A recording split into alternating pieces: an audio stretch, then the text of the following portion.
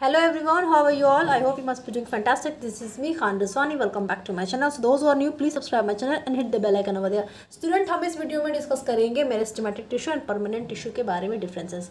सो हमारा सबसे first difference ये है मेरिस्टेमेटिक टिश्यू का स्टूडेंट कि मेरिस्टेमेटिक वर्ड ग्रीक वर्ड से ड्राइव्ड है मेरिस्टोस, जिसका मतलब ही होता है डिवाइडेड. तो मेरिस्टेमेटिक टिश्यू एक यंग टिश्यू है that is capable of continuously dividing. ये throughout the life divide करते रहते हैं meristematic tissue. But permanent tissue के साथ सीन बिल्कुल अपोजिट है. परमानेंट टिश्यू क्या है? जब मेरिस्टेमेटिक टिश्यू एक सर्टेन एज के बाद ग्रो कर जाता है, उसके बाद ये ग्रो करने की एबिलिटी को खो देता है, तब ये परमानेंट टिश्यू में कन्वर्ट हो जाता है. मतलब तब मेरिस्टेमेटिक टिश्यू मैच्योर हो चुका होता है. हम कहते हैं permanent tissue is nothing but matured meristematic tissue. तो परमानेंट टिश्यू क्या है? एक स्पेशलाइज्ड टिश्यू है that has lost its ability to divide. मतलब ये समझो आप, परमानेंट टिश्यू का डेरिवेशन, परमानेंट टिश्यू का ओरिजिन मेरिस्टेमेटिक टिश्यू से ही हुआ है स्टूडेंट. मेरिस्टेमेटिक टिश्यू ग्रो हुए, एक सर्टेन एज के बाद वो ग्रो होना स्टॉप हो जाएंगे. अब उनमें डिफ्रेंसिएशन आएगी, तब वो परमानेंट टिश्यू हम कहते हैं अब ये परमानेंट टिश्यू हो गया. मतलब अब इनके एक स्पेशल फंक्शन होगी परमानेंट टिश्यू की. बट मेरिस्टेमेटिक टिश्यू का कोई फंक्शन नहीं है, ये बस क्रेजली ग्रो करते हैं. See, meristematic tissue consist of undifferentiated cell और इनकम्प्लीटली डिफ्रेंशिएटेड सेल. देखो, अनडिफ्रेंशिएटेड सेल का मतलब ये होता है स्टूडेंट कि इनके पास कोई स्पेसिफिक फंक्शन नहीं है, ये मैच्योर नहीं है ना. तो मेरिस्टेमेटिक टिश्यू का काम ही बस ग्रो करना, और कोई फंक्शन है नहीं इनके पास. लेकिन परमानेंट टिश्यू एक डिफ्रेंशिएटेड सेल है, इनके पास एक अपना स्पेसिफिक फंक्शन है. क्या है फंक्शन? डिस्कस करेंगे वीडियो में, don't worry. See, meristematic tissue simple tissue that consist of a single type of cell. Single type of cell से मेरिस्टेमेटिक टिश्यू बनते हैं. लेकिन परमानेंट टिश्यू क्या है? ये it is a combination of simple and complex tissue. Permanent tissue में हमने types में ये स्टडी किया था स्टूडेंट, पेरेन्काइमा, कोलेन्काइमा, स्क्लेरेन्काइमा, है ना. एंड कम्प्लेक्स परमानेंट टिश्यू में हमने ये डिस्कस किया ज़ैलम एंड फ्लोम. तो परमानेंट टिश्यू में कॉम्बिनेशन होते हैं, या तो उनका टिश्यू सिंपल होगा या तो उनका टिश्यू कम्प्लेक्स होगा. लेकिन मेरिस्टेमेटिक के टिश्यू ऑलवेज सिंपल होते हैं. नाउ सी, ये रेड स्केच पेन से जो मैंने लिखा है ये मेरिस्टेमेटिक टिश्यू है, एंड ब्लैक स्केच पेन से जो मैंने लिखा है ये परमानेंट टिश्यू है. तो see, meristematic tissue consist of all living cell. Meristematic tissue का फंक्शन सबसे बहुत आसान है यार. मेरिस्टेमेटिक टिश्यू का फंक्शन है बस डिवाइड करना. डिवीजन होगा भैया तो ये यंग टिश्यू है और ये सारे लिविंग होंगे, क्योंकि लिविंग टिश्यू ही डिवाइड करते हैं. डेड टिश्यू डिवाइड नहीं करते हैं. डेड टिश्यू सिर्फ मैकेनिकल सपोर्ट प्रोवाइड करते हैं प्लांट्स को.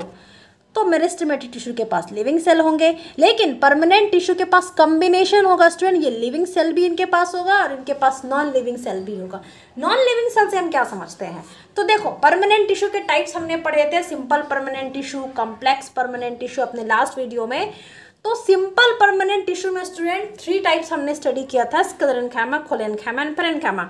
तो स्क्लेरेन्काइमा जो है वो एक नॉन लिविंग सेल है. तो परमानेंट टिश्यू में स्क्लेरेन्काइमा एक नॉन लिविंग सेल है. मतलब परमानेंट टिश्यू के पास लिविंग सेल भी है और नॉन लिविंग सेल का भी कॉम्बिनेशन है. बट मेरिस्टेमेटिक के पास ऑलवेज लिविंग सेल होते हैं. See, meristematic tissue cell always consist of dense cytoplasm and a prominent nucleus. देखो, प्रोमिनेंट न्यूक्लियस का मतलब ये होता है स्टूडेंट कि इनके न्यूक्लियस बिल्कुल बड़े होते हैं, अच्छे होते हैं, इतने गुड इनफ होते हैं कि आप माइक्रोस्कोप से क्लियरली इनको देख सकते हैं, और सारी फंक्शंस होती है. मतलब एक अच्छा न्यूक्लियस है ना. अब अच्छा न्यूक्लियस से मतलब इनमें सारे जितने भी न्यूक्लियस के कंपोनेंट हैं, हमने अपने सेल चैप्टर में स्टडी किया था, वो सारे कंपोनेंट इनके पास होंगे और न्यूक्लियस के साइज बड़ा होगा. किसके पास है? मेरिस्टेमेटिक टिश्यू के पास. डेंस साइटोप्लाज्म का मतलब ये है स्टूडेंट कि साइटोप्लाज्म कंप्लीटली, इनमें जो जेल लाइक स्ट्रक्चर साइटोप्लाज्म में होता है, ये कंप्लीटली भरे होंगे, बिल्कुल डेंस होंगे, बिल्कुल क्लोजली पैक्ड होंगे, बिल्कुल टाइट होंगे, है ना. क्योंकि मेरिस्टेमेटिक टिश्यू का काम ही होता है क्या? डिवाइड करना. तो डिवीजन कहाँ होता है? न्यूक्लियस के अंदर होता है, इसलिए न्यूक्लियस का साइज बड़ा होगा, prominent nucleus. Okay, but permanent tissue का क्या है भाई साहब? परमानेंट टिश्यू में तो कोई डिवीजन नहीं है, इसलिए इनके न्यूक्लियस बहुत छोटे होते हैं. ओके, अब देख लो, परमानेंट टिश्यू में हमने क्या पढ़ा? पढ़ा कि परमानेंट टिश्यू में एक टाइप है सिंपल परमानेंट टिश्यू के अंदर जिसे हम कहते हैं स्क्लेरेन्काइमा। ये हो गए भैया आपके डेड सेल, है ना। तो डेड सेल है भैया, मतलब नॉन लिविंग सेल है। तो नॉन लिविंग सेल है स्टूडेंट, तो इनके पास कोई साइटोप्लाज्म नहीं होगा, है ना। सेल में से अगर आप साइटोप्लाज्म ही निकाल दो तो सेल डाई कर जाता है। तो स्क्लेरेन्काइमा एक डेड सेल टिश्यू है जिनके पास साइटोप्लाज्म नहीं होता है। तो परमानेंट टिश्यू के पास क्या हमने देखा कि परमानेंट टिश्यू के पास साइटोप्लाज्म अगर होगा तो बहुत लेस होगा या फिर साइटोप्लाज्म नहीं होगा। किसमें साइटोप्लाज्म नहीं होगा? स्क्लेरेन्काइमा में होगा। स्क्लेरेन्काइमा में साइटोप्लाज्म नहीं होगा। बट मेरिस्टेमेटिक टिश्यू में क्या है, इनके पास तो भाई साहब डेंस साइटोप्लाज्म होनी चाहिए, क्योंकि इन्हें डिवीजन चाहिए, इन्हें बहुत एनर्जी चाहिए। तो सारी एक्टिविटी, सारी सेल की एक्टिविटी साइटोप्लाज्म में ही होती है। अलग अलग ऑर्गेनल को अलग अलग डिवीजन ऑफ लेबर डिवाइड कर दिया गया है ना, और न्यूक्लियस में डिवीजन होती है तो न्यूक्लियस की साइज बड़ा होनी चाहिए। सी मेरिस्टेमेटिक, और इनके बहुत डिटेल हैं स्टूडेंट, ऐसा नहीं है कि सिर्फ न्यूक्लियस ही डिवाइड होता है। फर्दर क्लासेस में आप स्टडी करेंगे, बट क्लास 9 के सिलेबस के अकॉर्डिंग इतना जान लेना बहुत है, ठीक है, कंफ्यूज नहीं होना है। See meristematic tissue, cells are small and isodiametric in shape. Cell small है, हाँ भाई साहब, सेल अगर स्मॉल होंगे तो डिवीजन बहुत फास्ट होगा। ओके, सेल अगर जितने लार्ज होंगे तो डिवीजन सेल का स्लो होगा, ये याद रखना। सी आइसोडायमेट्रिक, आइसो मतलब इक्वल, डायमेट्रिक मतलब चौड़ाई में जितने भी शेप होंगे सेल के वो सब चौड़ाई में इक्वल होंगे। आइसोडायमेट्रिक, डायमीटर मतलब ये होता है भाई साहब थिकनेस, है ना। बट परमानेंट सेल में cells are large and varying in shape. इनके पास सेल लार्ज होते हैं और सबके शेप अलग होते हैं, ओवल होते हैं, राउंड होते हैं परमानेंट टिश्यू में। See meristematic tissue, cell do not consist of intercellular space. भाई साहब see this is the structure of cell, ठीक है। ग्रुप ऑफ सेल आप कर दो, टिश्यू बन जाएगा। ये समझो एक टिश्यू है, ठीक है, मेरिस्टेमेटिक टिश्यू है। तो एक सेल से दूसरे सेल के बीच में जो गैप आप देख रहे हो, दिस इज द गैप। इस गैप को हम कहते हैं स्टूडेंट इंटरसेलुलर स्पेस। तो इनके पास इंटरसेलुलर स्पेस नहीं होती, मतलब कि एक सेल दूसरे सेल से बहुत एकदम चिपके होते हैं, एकदम जगह खाली छोड़ते ही नहीं है। लेकिन परमानेंट टिश्यू में क्या होता है स्टूडेंट कि परमानेंट टिश्यू में इंटरसेलुलर स्पेस लूजली पैक्ड होते हैं, ठीक है, ठीक है। इनके पास या तो लूजली पैक्ड होंगे या कंपैक्टली पैक्ड होंगे। कंपैक्टली मतलब बिल्कुल टाइटली पैक्ड, है ना, मतलब उनमें भी इंटरसेलुलर स्पेस नहीं होगा।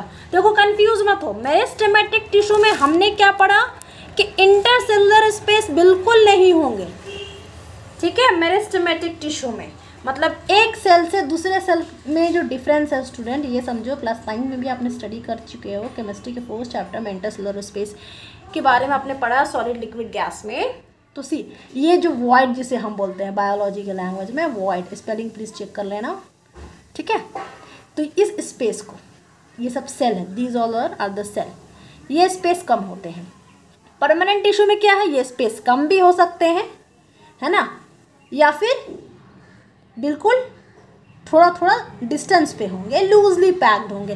तो परमानेंट टिश्यू के कौन से टाइप में लूजली पैक होते हैं? पैरेन्काइमा में होते हैं। लेकिन स्क्लेरेन्काइमा में ये कंपैक्टली पैक्ड होते हैं, मतलब कोई इंटरसेलुलर स्पेस अगर होगा भी तो बहुत रेयर होगा, बहुत स्मॉल होगा, कम होगा। अब देखो meristematic tissue does not contain reserve food. हाँ भाई साहब, बात बिल्कुल सही है। मेरिस्टेमेटिक टिश्यू ये रिजर्व फूड कंटेन नहीं करते हैं। अरे इनका तो कोई काम ही नहीं है भाई साहब रिजर्व फूड को कंटेन करना, ये बस क्रेजली डिवाइड करते हैं। डिवीजन के लिए सेल के अंदर जितनी चीज़ चाहिए वो चीज़ मौजूद होंगी, डिवीजन के लिए जो सेल के अंदर जितनी चीज़ नहीं चाहिए वो मौजूद नहीं होंगी, तो इनके पास रिजर्व फूड नहीं है। अब ज़रा सेल चैप्टर पर थोड़ा ध्यान देना, टेंशन देना कि सेल चैप्टर में हमने क्या पढ़ा था कि रिजर्व फूड कौन सा cell organelle reserve food contain करता है? वैक्यूल पढ़ा था, एग्जैक्टली वैक्यूल पढ़ा था ना। तो इसका मतलब ये होता है स्टूडेंट कि मेरिस्टेमेटिक टिश्यू में अगर रिजर्व फूड नहीं है तो मतलब वैक्यूल भी नहीं है। अगर होंगे भी, इन केस अगर होते भी हैं तो बहुत स्मॉल इन साइज होंगे, है ना।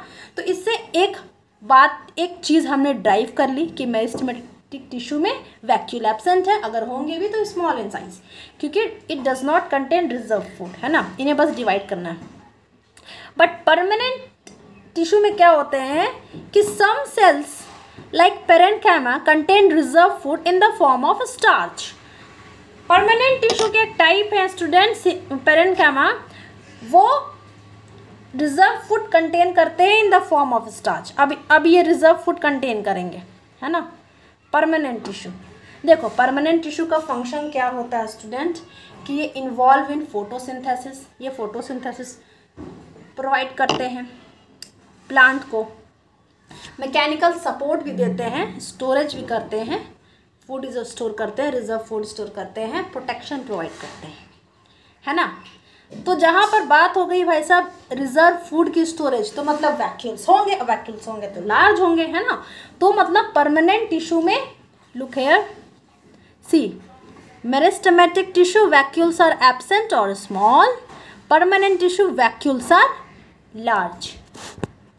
सी permanent tissue involve in plant growth, इतना मैं चिल्ला चिल्ला कर बोल रही हूँ, meristematic tissue involve in plant growth, इतना जो मैं चिल्ला चिल्ला कर आपको समझा रही हूँ। मेरिस्टेमेटिक टिश्यू का मतलब ही होता है, मेरिस्टोस वर्ड से डिराइव्ड हुआ, जिसका मतलब होता है डिवाइडेड, ये बस डिवीजन करेंगे मतलब प्लांट का ग्रोथ करेंगे। अब लंबाई में ग्रोथ कर दिए तो एपिकल मेरिस्टेम, चौड़ाई में ग्रोथ कर दिए तो लैटरल मेरिस्टेम, है ना।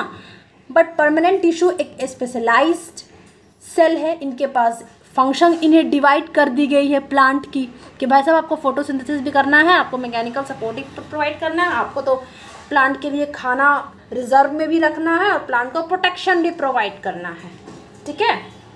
सी मेरिस्टेमेटिक टिश्यू की जो सेल वॉल होते हैं student, see cell wall of its cell, मतलब cell wall of meristematic tissue is thin and elastic, thin है। अब देखो भाई साहब एक फंडा तो क्लियर है, मैंने अपने लास्ट वीडियो में डिस्कस किया था कि प्लांट के बाद सेल वॉल होते हैं, एनिमल के पास तो होते ही नहीं क्योंकि ज़रूरत ही नहीं है ना। तो देखो सेल वॉल जितने थिन होंगे उतना प्लांट अलाइव होगा, उतना ज़्यादा फंक्शन करेगा, और जितने सेल वॉल थिक होंगे उतना टिश्यू या सेल डेड होगा। तो मेरिस्टेमेटिक को बहुत एनर्जी चाहिए भाई साहब, ये डिवीजन कर रहे हैं, इतना बड़ा काम कर रहे हैं, समझ रहे हो आप। तो सेल वॉल इनके थिन होंगे, इलास्टिक हो गए, थिन होंगे तभी तो फास्ट डिवाइड करेंगे, सेल का डिवीजन होगा। बट परमानेंट में क्या होता है, cell wall of it cell is thin और थिक, ये थिन भी हो सकते हैं, थिक भी हो सकते हैं।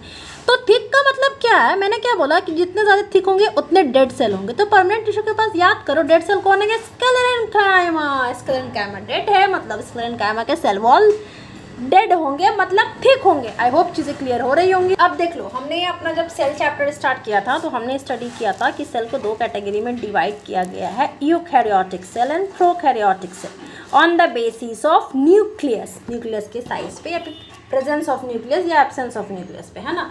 तो prokaryotic cell is the simple permanent tissue without nucleus. समझ में आ गई भैया। स्क्लेरेन्काइमा क्या है, डेड टिश्यू है, मतलब सेल वॉल थिक होगी और इनमें ना तो साइटोप्लाज्म होगा या ना तो न्यूक्लियस होगा, क्योंकि स्क्लेरेन्काइमा का बस एक ही फंक्शन है, मैकेनिकल सपोर्ट प्रोवाइड करना प्लांट को। तो प्रोकैरियोटिक सेल क्या है, एक सिंपल परमानेंट टिश्यू है जिनके पास न्यूक्लियस नहीं होता है। प्रोकैरियोटिक में क्या था स्टूडेंट, उनके पास सेल मेम्ब्रेन थे, सेल के जो आउटर लेयर होते हैं ये cell membrane, boundary of the cell, है ना। इनके पास तो साइटोप्लाज्म भी थे, ना प्रोकैरियोटिक में, याद करो। सॉरी थोड़ा स्पेलिंग का चक्कर है मेरे साथ, डोंट वरी, स्पेलिंग चेक कर लेना थोड़ा, ओके। तो इनमें क्या था, प्रोकैरियोटिक में न्यूक्लियस नहीं था, बस एक न्यूक्लियोइड था, मतलब नेकेड एक डीएनए था, है ना, न्यूक्लियस नहीं था। तो हम ये बोल सकते हैं prokaryotic is the simple permanent tissue without nucleus. Thank you for watching, God bless you all. आज का वीडियो यहीं पे था students, God bless you all.